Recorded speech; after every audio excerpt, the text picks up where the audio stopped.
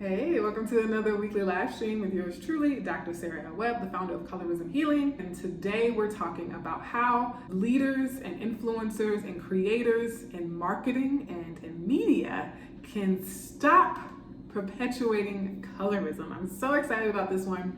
Colorism is most often recognized and discussed in terms of how it shows up in media, how it shows up in marketing, in magazines, and TV shows, movies, billboards, radio programs, broadcast news, print journalism, all forms of media. It's really music, the music industry especially.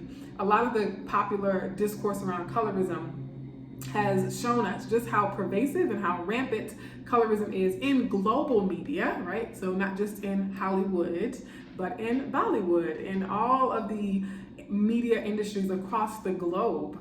We see this pattern, we see this recurring pattern of underrepresentation and misrepresentation of dark-hued people, especially dark-hued feminine people, right? Dark-skinned women.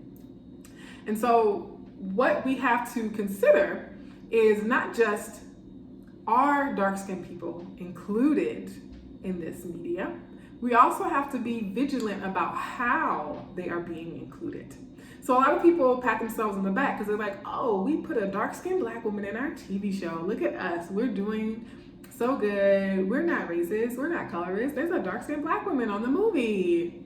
But if the representation of that character, of that actress, is harmful or a distortion or a stereotype or a conventionally racist or stereotypical narrative, then you're not doing anything. You're doing just as much harm as if you had made that character completely invisible, right? So there's the problem of invisibility, but there's also the problem of hypervisibility that is based in stereotypes, fetishes, and exoticism, right? And so really, when you're doing your audits, when you're doing your reviews, when you're analyzing and assessing the work you've already done, and when you're evaluating the outcomes of work you're doing now and in the future, remember it's quantity, yes, but also quality of representation. And quantity contributes to quality, right? A lot of times we hyper focus on how dark-skinned people are represented or how Black people are represented because there is so little representation of us. When we see problematic or less than flattering representations of white people, people don't get worked up in a tizzy as much because of the proliferation, the plethora of diverse representations that white people get to have. Because historically marginalized groups don't get the variety and the amount and the sort of profuseness of representation, then every instance of that representation matters that much more because it's so rare to have any representation at all that we have to be very, very intentional about how we represent Black people, but especially dark-skinned people of all ethnicities and races. We have to be that much more concerned about the quality of that representation. But again, part of the solution to this conundrum, to this phenomenon, part of the strategy is to increase the amount of representation. So shout out to Abbott Elementary. I mean, I can't do a live stream on media and representation and marketing without giving a shout out to Abbott Elementary. People like Issa Rae and the work she did on Insecure, where you don't just have tokenism, you don't just have the one dark-skinned character who's the sidekick, who's the best friend, right? You have multiple versions of dark-skinned people who have different personalities, they have different backgrounds. Oh my goodness, like who would have thunk that there are many types of dark-skinned Black women in particular, and they can all have full, rich, complex narratives and character arcs, right?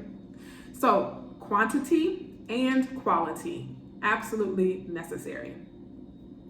The other thing I want to say is that in terms of changing the narrative, we can also approach this through both the visual and the verbal narratives, the visual rhetoric as well as the verbal rhetoric, right? So the images and the words,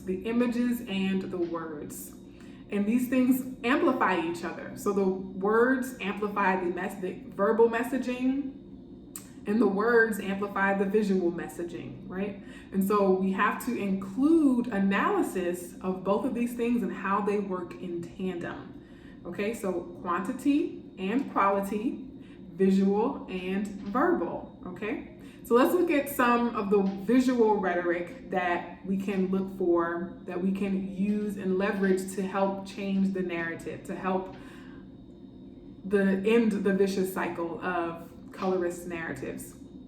A few bullet points. One, positioning of people within the frame, right? So you have a frame, whether it's an image or a video, you have an image of people. How are they positioned within that frame? What I mean by that is, who is front and center? I see a lot of campaigns are like, oh, these campaigns are so diverse, but the most conventional, the most quote unquote conventionally attractive person, or the most mainstream style or whatever, is front and center. And everyone else is sort of periphery to them or in the background. And so how can we start to shift the positioning within the frame in order to help change the narrative, in order to stop the cycle of that subconscious programming that happens? And then a second bullet point is amount of screen time. This is particularly for video media, but again, we say like, oh, they cast a dark-skinned woman in this role, but if she's only on screen for 60 seconds in a 120-minute movie, that doesn't count as representation. That doesn't count as quality. So it's also, are they included? But then how much are they included? A third bullet point is the size of photographs, right? So who gets a thumbnail versus who gets a full page spread. Fourthly, the placement of the photograph. So front cover, back cover, next to an affirming article or in the want ad, right? Another one is quality FaceTime. I love this one, quality FaceTime. When I was in grad school, someone did a research paper on how the amount of FaceTime, the amount of time that we get close-ups of a character, directly corresponds to our empathy and positive perception of that character, right? And so for the dark-skinned people, the dark-skinned women, the Black women in your videos and photographs, how often do you give them intimate close-ups? How often do you give them long shots, right? Or is it always just a quick flash? Are they always in profile, right? That's another thing I see where, I saw it on a billboard in my hometown where the white person on the billboard was front facing, making direct eye contact with the audience. And then the Black person was in profile looking at the white person. I mean, it's so obvious to me, like the visual narrative of that, like the visual rhetoric of that. So these are things you have to consider. It's not just like, oh, look, we put a Black girl, we put a dark-skinned Black girl in the billboard. But if she's in profile looking at the light-skinned person or the white person, and then that person is in turn facing the audience, facing you, the viewer, making eye contact with you, it is conditioning you, the viewer, it's conditioning you, the audience, to identify and to make a connection with the white person, and simultaneously reinforcing the narrative that the darker skinned person or the Black person is giving their attention to, right? Like all of the focus, literally is going on to the white character or the non-Black character or the light-skinned character.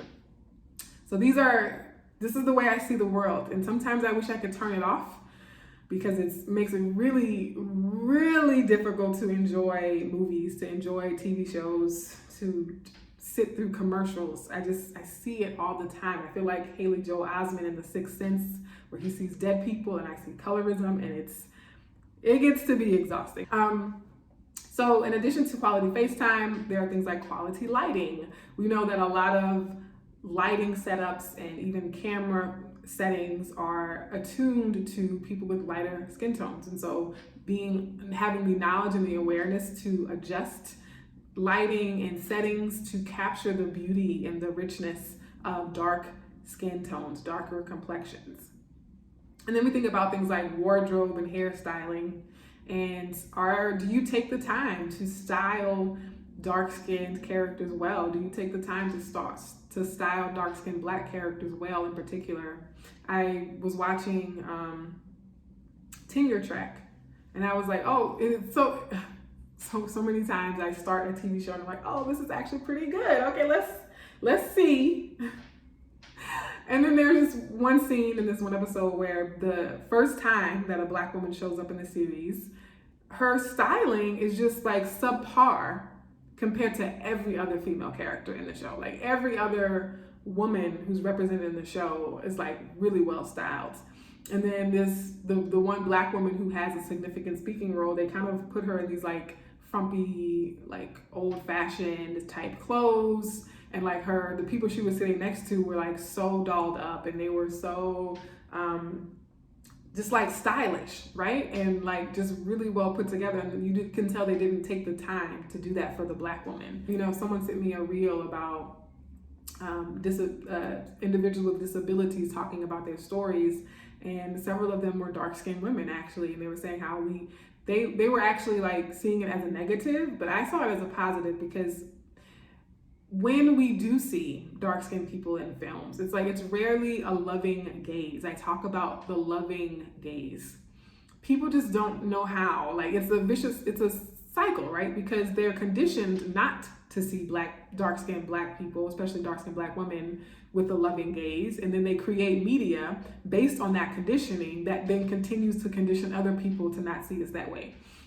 And so the video I thought actually did a really good job of capturing the beauty of those dark-skinned, disabled Black women, right? And so it's not just like, oh, we see dark-skinned, plus-size Black women all the time, but how often do we see them portrayed with love?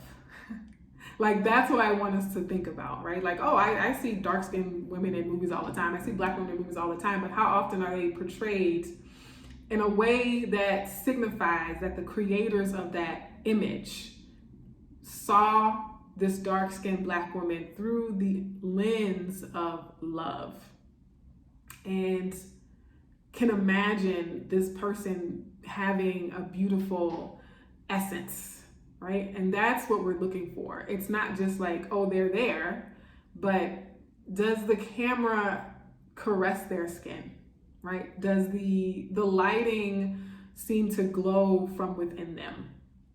Does the camera linger a little bit on certain details about them that are really unique and attractive? You know what I mean? It's a difference. It just is.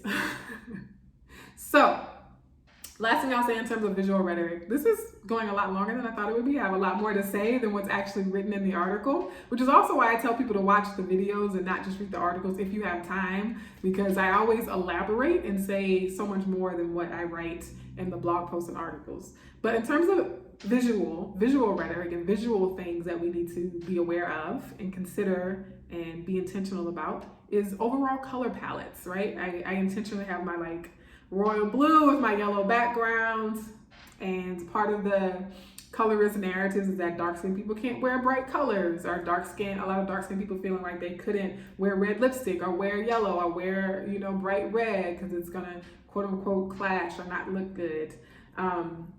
So be considerate and intentional. I think, this is just my personal opinion, and I think it's beyond opinion, and it's fact, okay? It's just facts.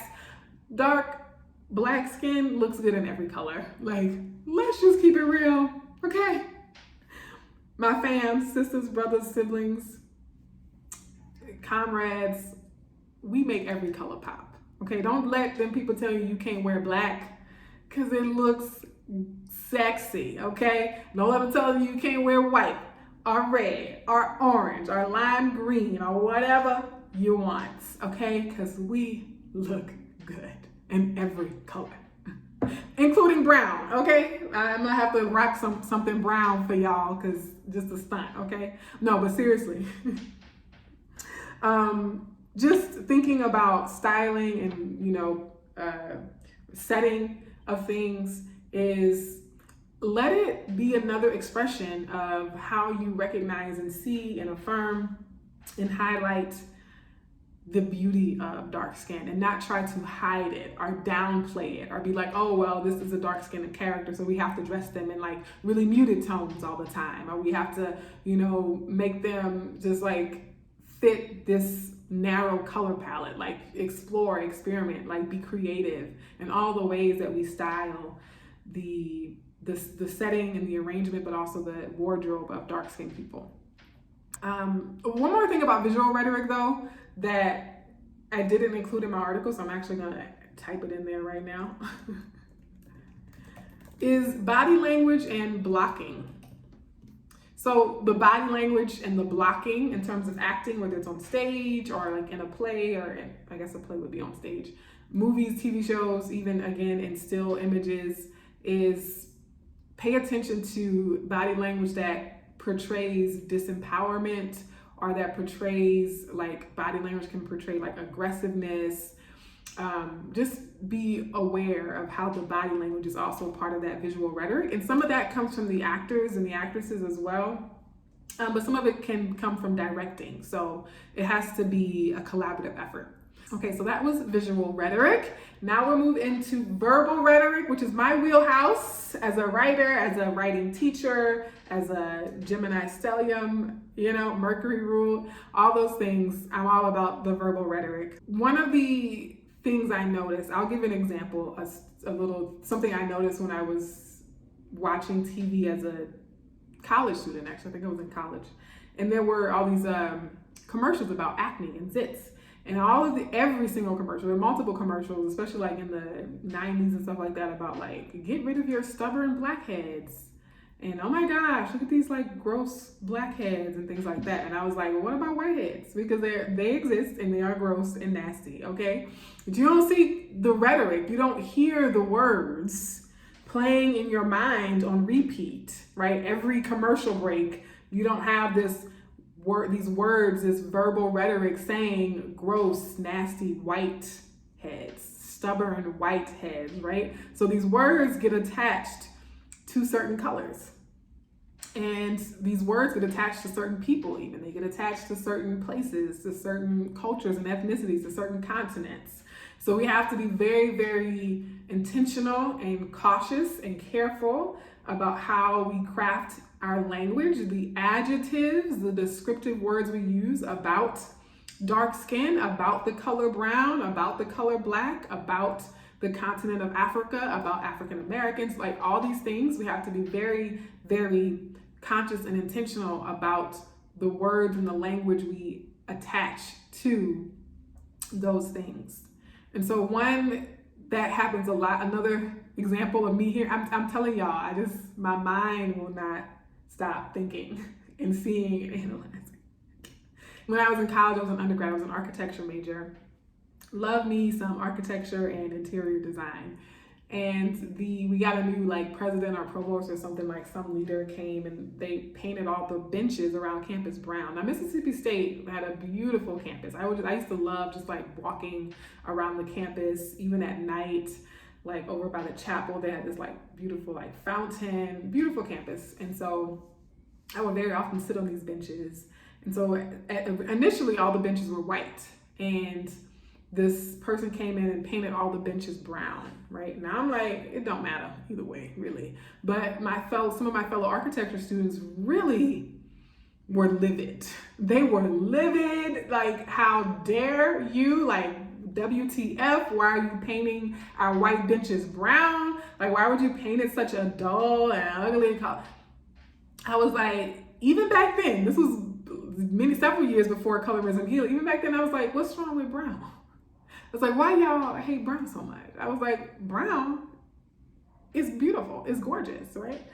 And I just noted that right there. Again, it was before I had started advocating publicly about colorism, but I was like, this narrative, this bias that we have against the color brown does not exist in a silo. It very much spreads and continues to how we perceive brown people, how we perceive brown skin, and why, but especially the word black. So I'm saying a lot more than I plan to say today.